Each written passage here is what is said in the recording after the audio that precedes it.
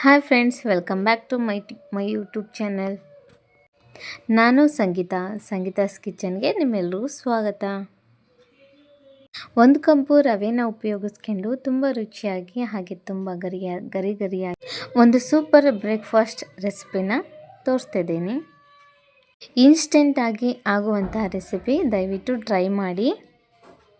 ಬೆಳಗಿನ ಬ್ರೇಕ್ಫಾಸ್ಟ್ಗೂ ಸರಿ ಅಥವಾ ಮಕ್ಕಳ ಲಂಚ್ ಬಾಕ್ಸ್ಗೂ ಸರಿ, ಇಲ್ಲಾಂದರೆ ಸಂಜೆ ಸ್ನ್ಯಾಕ್ಸ್ಗೂ ಮಾಡ್ಕೋಬೋದು. ಟೀ ಜೊತೆ ತುಂಬಾ ಚೆನ್ನಾಗಿರುತ್ತೆ. ಬನ್ನಿ ಯಾವ ರೀತಿ ಮಾಡೋದು ಅಂತ ನೋಡೋಣ. ಅದಕ್ಕಿಂತ ಮೊದಲು ನೀವಿನ್ನೂ ನಮ್ಮ ಚಾನಲ್ನ ಸಬ್ಸ್ಕ್ರೈಬ್ ಮಾಡಿಲ್ಲ ಅಂದರೆ ದಯವಿಟ್ಟು ಸಬ್ಸ್ಕ್ರೈಬ್ ಮಾಡೋದನ್ನು ಮರಿಬೇಡಿ. ಹಾಗೆ ಪಕ್ಕದಲ್ಲಿರೋ ಬೆಲ್ ಐಕನ್ನು ಕ್ಲಿಕ್ ಮಾಡಿ ಆಲ್ ಸೆಲೆಕ್ಟ್ ಮಾಡಿ. ಬನ್ನಿ ಕ್ವಿಕ್ಕಾಗಿ ಇನ್ಸ್ಟೆಂಟಾಗಿ ಹೇಗೆ ಮಾಡೋದು ಅಂತ ನೋಡ್ಕೊಂಬರೋಣ. ನಾನಿಲ್ಲಿ ಮೊದಲಿಗೆ 2 ಒಣಮೆಣಸಿನ್ಕಾಯಿನ ತೊಗೊಂಡಿಟ್ಕೊಂಡಿದ್ದೆ. ನೀವು ಖಾರ ಇರೋವಾದರೂ ಸರಿ ಅಥವಾ ಖಾರ ಇಲ್ಲದವಾದರೂ ಸರಿ ತೊಗೊಳ್ಬೋದು. ನಾನಿಲ್ಲಿ ತೊಗೊಂಡ್ಬಿಟ್ಟು ಒಂದು ಸ್ವಲ್ಪ ಬೆಂಕಿನಲ್ಲಿ ಸುಟ್ಬಿಟ್ಟು ಸಣ್ಣದಾಗಿ ಕುಟ್ಟಿ ಇಟ್ಕೊಂಡಿದ್ದೀನಿ, ಸೈಡಿಗೆ ಎತ್ತಿಟ್ಕೊಂಡಿದ್ದೀನಿ. ನೀವು ಇದನ್ನು ಅಂಗಡಿನಲ್ಲಿ ಬೇಕಾದರೂ ನಿಮಗೆ ಇದು ಪೌಡರು, ಒಣಮೆಣಸಿನ್ಕಾಯಿ ಪೌಡರು ಸಿಗುತ್ತೆ, ಅದನ್ನು ತಂದು ಬೇಕಾದರೂ ಕೂಡ ಹಾಕ್ಕೊಳ್ಬೋದು. ಅಥವಾ ಈ ರೀತಿಯಾಗಿ ಇನ್ಸ್ಟೆಂಟಾಗಿ ಮನೇಲಿ ಮಾಡ್ಕೋಬೋದು. ನೆಕ್ಸ್ಟ್ ನಾನಿಲ್ಲಿ ಸ್ವಲ್ಪ ಕೊತ್ತಂಬರಿನ ತೊಗೊಂಡಿದ್ದೀನಿ. ಅದನ್ನು ಕೂಡ ಚಿಕ್ಕದಾಗಿ ಹೆಚ್ಚಿಟ್ಕೊಳ್ತೀನಿ. ಅದಾದಮೇಲೆ ನಾನಿಲ್ಲಿ 2 ಹಸಿಮೆಣಸಿನ್ಕಾಯಿನ ತೊಗೊಂಡಿದ್ದೀನಿ ಖಾರಕ್ಕೆ. ಇದನ್ನು ಕೂಡ ಚಿಕ್ಕದಾಗಿ ಸಣ್ಣದಾಗಿ ಹೆಚ್ಚಿಟ್ಕೊಳ್ತೀನಿ. ಬೆಳಗಿನ ಬ್ರೇಕ್ಫಾಸ್ಟ್ ಕೂಡ ತುಂಬಾ ಚೆನ್ನಾಗಿರುತ್ತೆ. ರವಾ ಬೋಂಡ, ರವಾ ವಡ, ಹಾಗೆ ಅದ್ರ ಜೊತೆ ಚಟ್ನಿ ತುಂಬಾ ಚೆನ್ನಾಗಿರುತ್ತೆ. ಹಾಗೆ ಸಂಜೆ ಟೀ ಜೊತೆ ಸ್ನ್ಯಾಕ್ಸ್ಗೂ ತುಂಬಾ ಚೆನ್ನಾಗಿರುತ್ತೆ. ನೋಡಿ, ನಾನು ಈ ರೀತಿಯಾಗಿ ತುಂಬ ಚಿಕ್ಕದಾಗಿ ಹಸಿಮೆಣಸಿನ್ಕಾಯಿನ ಕಟ್ ಮಾಡಿ ಇಟ್ಕೊಳ್ತಿದ್ದೀನಿ. ನೆಕ್ಸ್ಟ್ ಇಲ್ಲಿ ನಾನು ಸ್ಟವ್ ಆನ್ ಮಾಡಿಬಿಟ್ಟು ಒಂದು ಬಾಣಲೆನ ಇಟ್ಕೊಳ್ತಿದ್ದೀನಿ. ಬಾಣಲೆಗೆ ಇವಾಗ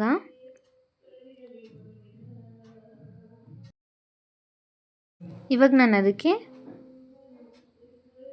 1.5 ಕಪ್ಪಷ್ಟು ನೀರು ಹಾಕ್ಕೊಳ್ತಿದ್ದೀನಿ. ನಾನಿಲ್ಲಿ 1 ಕಪ್ ಅಳತೆಯಲ್ಲಿ ರವೆ ತಗೊಂಡಿದ್ದೀನಿ, ಚಿರೋಟಿ ರವೆ. ನೀವು ಯಾವುದೇ ರವೆ ಬೇಕಾದರೂ ತಗೋಬೋದು. ನಾನಿಲ್ಲಿ ಚಿರೋಟಿ ರವೆನ ಯೂಸ್ ಮಾಡ್ತಿದ್ದೀನಿ. 1.5 ಕಪ್ಪಷ್ಟು ಮಾತ್ರ ನಾನಿಲ್ಲಿ ಹಾಕ್ಕೊಳ್ತಿರೋದು. ನೀರು ಚೆನ್ನಾಗಿ ಕುದಿ ಬರಬೇಕು. ಅದಾದ ನಂತರ ನಾನಿಲ್ಲಿ ನೋಡಿ ಚಿಕ್ಕದಾಗಿ ಕೊತ್ತಂಬರಿ ಮತ್ತು ಹಸಿಮೆಣಸಿನ್ಕಾಯಿನ ಕಟ್ ಮಾಡಿ ಇಟ್ಕೊಂಡಿದ್ನಲ್ಲ, ಅದನ್ನು ಆ್ಯಡ್ ಮಾಡ್ಕೊಳ್ತಿದ್ದೀನಿ. ನೀರು ಕುದಿ ಬಂದಮೇಲೆ ರವೆ ಹಾಕ್ಕೋಬೇಕು. ಈಗ ಚಿಟಿಕೆಯಷ್ಟು ಉಪ್ಪು ಹಾಕ್ಕೊಳ್ತಿದ್ದೀನಿ. ರುಚಿಗೆ ತಕ್ಕಷ್ಟು ನಿಮಗೆ ಎಷ್ಟು ಬೇಕೋ ಅಷ್ಟು ಹಾಕ್ಕೊಳ್ಬೋದು. ಯಾರು ಇದನ್ನು ಟ್ರೈ ಮಾಡಿಲ್ಲ ಅಂದರೆ ದಯವಿಟ್ಟು ಟ್ರೈ ಮಾಡಿ. ತುಂಬಾ ಸಖತ್ತಾಗಿರುತ್ತೆ. ಕ್ರಿಸ್ಪಿಯಾಗಿ, ಒಳಗಡೆ ಸಾಫ್ಟಾಗಿ ತುಂಬಾ ಚೆನ್ನಾಗಿರುತ್ತೆ. ಇವಾಗ ನಾನು ನೋಡಿ ಒಣಮೆಣಸಿನ್ಕಾಯಿನ ಏನು ಸುಟ್ಬಿಟ್ಟು ಜಜ್ಜಿಟ್ಕೊಂಡಿದ್ದೆ, ಅದನ್ನು ಕೂಡ ಹಾಕ್ಕೊಳ್ತಿದ್ದೀನಿ. ನೋಡಿ, ನಾನಿಲ್ಲಿ ಈ ಚಿರೋಟಿ ರವೆನ ತಗೊಳ್ತಿದ್ದೀನಿ. ನೀವು ಯಾವುದೇ ಬ್ರ್ಯಾಂಡ್ ಬೇಕಿದ್ರೂ ತೊಗೋಬೋದು. ನಾನಿಲ್ಲಿ 1 ಬೌಲಷ್ಟು ತೊಗೊಂಡಿದ್ದೀನಿ.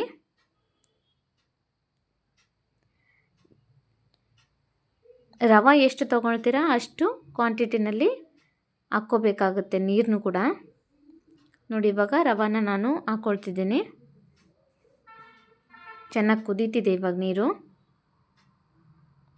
ಲೋ ಫ್ಲೇಮಲ್ಲಿ ಇಟ್ಕೋಬೇಕು. ಇವಾಗ ರವೆ ಹಾಕಬೇಕಾದ್ರೆ ನಾವು ಲೋ ಫ್ಲೇಮಲ್ಲಿ ಇಟ್ಕೋಬೇಕು. ಯಾವುದೇ ಕಾರಣಕ್ಕೂ ಹೈ ಫ್ಲೇಮಲ್ಲಿ ಇಟ್ಕೋಬೇಡಿ. ಚೆನ್ನಾಗಿ ಮಿಕ್ಸ್ ಮಾಡಬೇಕು. 1 ಗಂಟೆ ಇಲ್ದಿರ ಚೆನ್ನಾಗಿ ಮಿಕ್ಸ್ ಮಾಡ್ಕೊಳ್ಬೇಕಾಗತ್ತೆ. ಇದನ್ನು ಗಂಟುಗಳು ಏನೂ ಇರಬಾರ್ದು. ಆ ರೀತಿಯಾಗಿ ಲೋ ಫ್ಲೇಮಲ್ಲಿ ಇಟ್ಕೊಂಡು ಚೆನ್ನಾಗಿ ಮಿಕ್ಸ್ ಮಾಡ್ಕೋಬೇಕು. ಅದ್ರ ಜೊತೆನೇ ರವೆನೂ ಕೂಡ ಬೇಯಬೇಕು. ಅದರಲ್ಲಿ ಬೇಗ ಗಟ್ಟಿ ಆಗಿಬಿಡುತ್ತೆ. ಹಾಗಾಗಿ ಬೇಗನೆ ಮಾಡ್ಕೋಬೇಕು. ಇದನ್ನು ಕೈ ಆಡಿಸ್ತಾನೆ ಇರಬೇಕು. ನಾನಿಲ್ಲಿ 1 ಬೌಲಷ್ಟು ರವೆ ತೊಗೊಂಡಿದ್ನಲ್ಲ, ಅದರಲ್ಲಿ ಇನ್ನೂ ಉಳಿದಿದೆ. 3/4 ಬೌಲಷ್ಟು ಮಾತ್ರ ನನಗಿಲ್ಲಿ ನೀರಿಗೆ ಸಾಕಾಗುವಷ್ಟು ನಾನು ಹಾಕ್ಕೊಂಡಿದ್ದೀನಿ. ನೀವು 1.5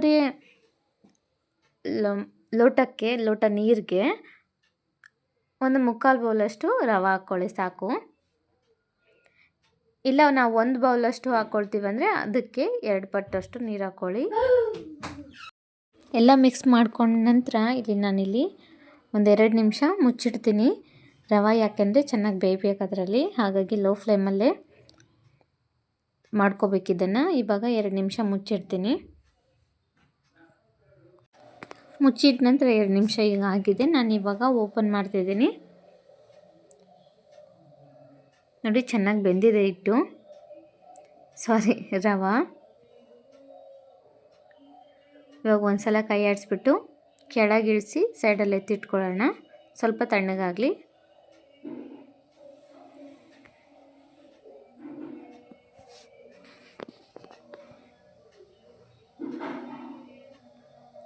ಇವಾಗ ನಾನು ರವಾನ ಕಲಸಿಟ್ಬಿಟ್ಟು ಸೈಡಲ್ಲಿ ಎತ್ತಿಟ್ಕೊಂಡಿದ್ದೀನಿ. ರವೆ ಸ್ವಲ್ಪ ತಣ್ಣಗಾಗೋ ಅಷ್ಟರಲ್ಲಿ ಎಣ್ಣೆ ಕಾಯಕ್ಕೆ ಇಟ್ಕೊಳ್ತೀನಿ.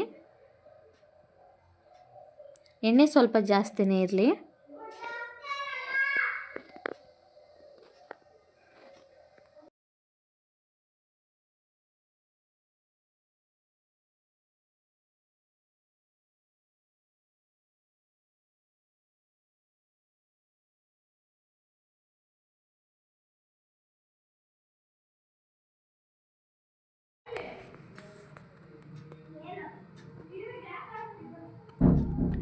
ನೋಡಿ ಇವಾಗ ಎಣ್ಣೆ ಕಾಯಕ್ಕೆ ಇಟ್ಕೊಂಡಾದಮೇಲೆ ನಾನಿಲ್ಲಿ ತಣ್ಣಗಾಗಿದೆ ಈಗ ಇಟ್ಟು ತಟ್ಟೆಗೆ ಹಾಕ್ಕೊಳ್ತಿದ್ದೀನಿ.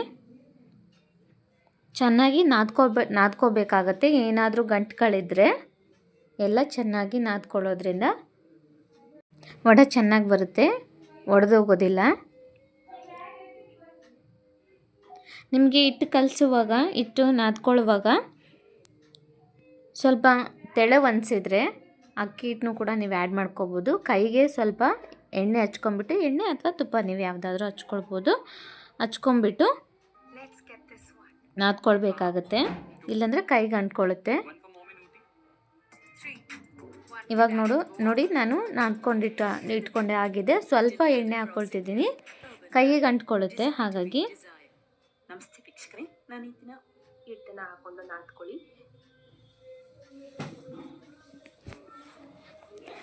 ಸ್ವಲ್ಪನೇ ಎಣ್ಣೆನ ಕೈಗೆ ಹಚ್ಕೊಂಡ್ಬಿಟ್ಟು ನಾದ್ಕೊಳ್ಬೇಕಿಲ್ಲಿ. ನಾದ್ಕೊಂಡ ನಂತರ ಇಲ್ಲಿ ಸ್ವಲ್ಪನೇ ಕೈಗೆ ಎಣ್ಣೆನ ಹಚ್ಕೊಂಡ್ಬಿಟ್ಟು ಇವಾಗ ವಡೆ ಯಾವ ರೀತಿ ನಾವು ಮಾಡ್ತೀವಿ ತೂತೋಡೆ ಅದೇ ಶೇಪಲ್ಲಿ ಮಾಡ್ಕೊಳ್ಬೇಕಾಗತ್ತೆ. ಒಡೆದೋಗ್ಬಾರ್ದು. ನಾವೀಗ ವಡೆ ಮಾಡುವಾಗ ಅದು ಒಡೆದೋಗ್ಬಾರ್ದು, ಆ ರೀತಿಯಾಗಿ ಚೆನ್ನಾಗಿ ನಾದ್ಕೊಳ್ಬೇಕು.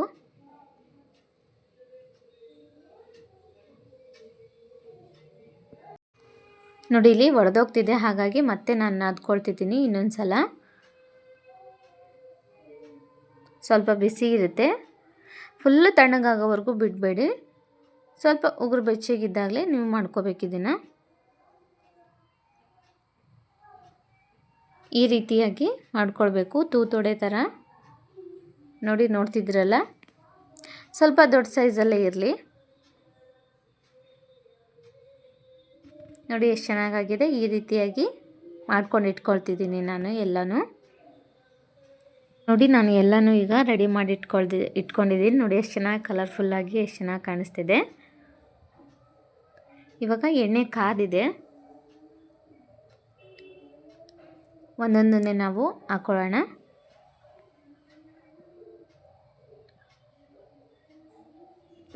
ವಡೆಗಳನ್ನ ಎಣ್ಣೆಯಲ್ಲಿ ಹಾಕುವಾಗ ಮೀಡಿಯಮ್ ಫ್ಲೇಮ್ ಮಾಡ್ಕೊಳ್ಳಿ. ಆಮೇಲೆ ಉರಿನ ಮೀಡಿಯಮ್ ಫ್ಲೇಮಲ್ಲಿ ಇಟ್ಕೊಂಡು ಹದವಾಗಿ ನಿಧಾನವಾಗಿ ಫ್ರೈ ಮಾಡ್ಕೋಬೇಕು. ವಡೆಗಳು ದಪ್ಪ ಇರೋದ್ರಿಂದ ಆದಷ್ಟು ನಾವು ಮೀಡಿಯಮ್ ಫ್ಲೇಮಲ್ಲೇ ಬೇಯಿಸ್ಕೊಳ್ಳೋಣ. ಇವಾಗ ನೋಡಿ ನಾನಿಲ್ಲಿ ಒಂದು 4 ವಡೆಗಳನ್ನ ಸೇರಿಸ್ಕೊಂಡಿದ್ದೀನಿ. ಈ ರೀತಿಯಾಗಿ ಉಲ್ಟಾ ಮಾಡ್ಕೊಂಬಿಟ್ಟು ಬೇಯಿಸ್ಕೊಳ್ಬೇಕಾಗುತ್ತೆ ನಾವು. ಸ್ವಲ್ಪ ಚೆನ್ನಾಗಿ ಕಲರ್ ಚೇಂಜ್ ಆಗಬೇಕು, ಅಲ್ಲಿವರೆಗೂ ನಾವು ಎಣ್ಣೆ ಒಳಗಡೆ ಫ್ರೈ ಮಾಡ್ಕೋಬೇಕು ಇದನ್ನು. ನೋಡಿ ಇವಾಗ ನಾನು ಕೂಡ ಮೀಡಿಯಮ್ ಫ್ಲೇಮಲ್ಲಿ ಉರಿನ ಇಟ್ಕೊಂಡ್ಬಿಟ್ಟು ಬೇಯಿಸ್ಕೊಂಡಿದ್ದೀನಿ. ನೋಡಿ ಬಬಲ್ಸು ಕೂಡ ಕಡಿಮೆ ಆಗಿದೆ. ಇವಾಗ ಚೆನ್ನಾಗಿ ಒಳಗಡೆ ಎಲ್ಲ ಬೆಂದಿದೆ, ಕ್ರಿಸ್ಪಿಯಾಗೂ ಬಂದಿದೆ ನೋಡಿ. ಈ ರೀತಿ ಹದವಾಗಿ ಬೇಯಿಸ್ಕೊಳ್ಬೇಕು. ನಾನಿಲ್ಲಿ ಇನ್ನೂ ಉಳಿದಿತ್ತಲ್ಲ ಅದನ್ನೆಲ್ಲ ಒಡನ ಹಾಕ್ಕೊಳ್ತಿದ್ದೀನಿ ಎಣ್ಣೆ ಒಳಗಡೆ. ಮೀಡಿಯಮ್ ಫ್ಲೇಮಲ್ಲಿ ಇಟ್ಕೊಂಡೆ ಇದನ್ನ ಮಾಡ್ಕೊಳ್ತಿದ್ದೀನಿ. ಎಲ್ಲನೂ ತೆಗೆದುಬಿಟ್ಟು ನಾನಿಲ್ಲಿ ಒಂದು ಪಾತ್ರೆ ಒಳಗೆ ಸೇರಿಸ್ಕೊಳ್ತಿದ್ದೀನಿ. ಹಾಗೆ ಇನ್ನೊಂದೆರಡು ವಡೆ ಉಳಿದಿತ್ತು, ಅದನ್ನು ಕೂಡ ಹಾಕ್ಕೊಂಡಿದ್ದೀನಿ. ನೋಡಿ ಇಷ್ಟೇ, ತುಂಬ ಗರಿ ಗರಿಯಾಗಿ ಹಾಗೆ ರುಚಿಕರವಾಗಿ ಇನ್ಸ್ಟೆಂಟು ಈವ್ನಿಂಗ್ ಸ್ನ್ಯಾಕ್ಸ್ ಹಾಗೆ ಬೆಳಗಿನ ಬ್ರೇಕ್ಫಾಸ್ಟ್ ರೆಡಿಯಾಗಿದೆ. ನೋಡಿ ಇಷ್ಟೇ, ಇದು ತುಂಬ ಸಿಂಪಲ್ ಅಲ್ವಾ? ದಯವಿಟ್ಟು ಟ್ರೈ ಮಾಡೋದನ್ನು ಮರಿಬೇಡಿ. ಯಾರೆಲ್ಲ ಈ ರೆಸಿಪಿನ ಟ್ರೈ ಮಾಡಿಲ್ಲ ದಯವಿಟ್ಟು ಟ್ರೈ ಮಾಡಿ, ಮತ್ತೆ ಮಾಡ್ಕೊಂಡು ತಿಂತೀರಾ. ಬ್ಯಾಚುಲರ್ಸ್ಗಳಿಗೆಲ್ಲ ಬೆಳಗಿನ ಬ್ರೇಕ್ಫಾಸ್ಟ್ಗೂ ಆಗ್ಬೋದು ಅಥವಾ ಮಕ್ಕಳ ಲಂಚ್ ಬಾಕ್ಸ್ಗೂ ಆಗ್ಬೋದು. ಇನ್ಸ್ಟೆಂಟಾಗಿ ಮಾಡ್ಕೋಬೋದು ಇದನ್ನು. ನೋಡಿ ಎಷ್ಟು ಕ್ರಿಸ್ಪಿಯಾಗಿ ಬಂದಿದೆ. ನಿಜವಾಗ್ಲೂ ಹೇಳ್ಬೇಕಂದ್ರೆ ಇದನ್ನು ರವೆ ಉಪಯೋಗಿಸಿ ಮಾಡಿರುವಂಥದ್ದು ಅಂತ ಹೇಳೋಕ್ಕೆ ಆಗಲ್ಲ, ಅಷ್ಟು ಸಾಫ್ಟಾಗಿರುತ್ತೆ ಒಳಗಡೆ, ಹೊರಗಡೆ ಕ್ರಿಸ್ಪಿಯಾಗಿ ತುಂಬ ಚೆನ್ನಾಗಿರುತ್ತೆ. ನಾನಿಲ್ಲಿ ಟೊಮೊಟೊ ಸಾಸ್ ಜೊತೆಗೆ ತಿಂತಿದ್ದೀನಿ. ತುಂಬಾ ಸಖತ್ತಾಗಿದೆ, ಸೂಪರ್ ಅಂದರೆ ಸೂಪರ್ ಟೇಸ್ಟಿಯಾಗಿದೆ. ಈ ವಿಡಿಯೋ ನಿಮ್ಗೆ ಇಷ್ಟ ಆಗಿದ್ರೆ ದಯವಿಟ್ಟು ಲೈಕ್ ಮಾಡೋದನ್ನು ಮರಿಬೇಡಿ.